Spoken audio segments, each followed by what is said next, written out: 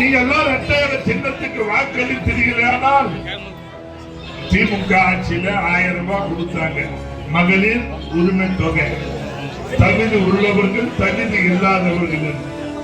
இனிமேல் அந்த பாகுபாடே கிடையாது. தமிழ்நாட்டில் அனைத்து மகளிருக்கு 2000 ரூபாய் மாதாந்தோறும் வழங்கப்படும்.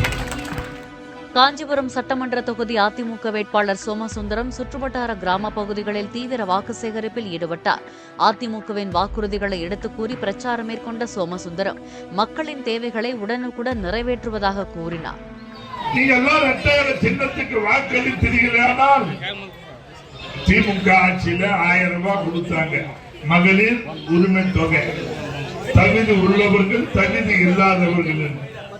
இனிமேல் அந்த பாகுபாடே கிடையாது. தமிழ்நாட்டில் அனைத்து மகளிருக்கு 2000 ரூபாய் மாதாந்தோறும் வழங்கப்படும். அதாவது குடும்பத்தை நவுத்த முடியும், சாப்பிட முடியும்.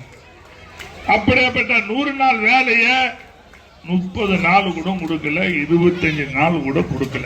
இந்த ஊழு எப்படியோ எனக்கு தெரியல. செய்த வேலைக்கு சம்பளத்தையும் கொடுக்கல.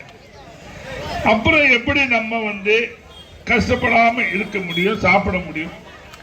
ஆகவே நீங்க எல்லாம் இரட்டையில சின்னத்துக்கு வாக்களித்து புரட்சி தமிழர் எடப்பாடியாரை முதலமைச்சர் ஆக்கின்ற பொழுது 100 நாள் வேலை வாய்ப்பு 150 நாட்களாக உயர்த்தப்பட்டு வாரம் உங்களுக்கு சம்பளம் வழங்கப்படும் என்ற திட்டத்தை நம்முடைய புரட்சி தமிழர் எடப்பாடியார் அவர்கள் அறிவித்திருக்கிறார்.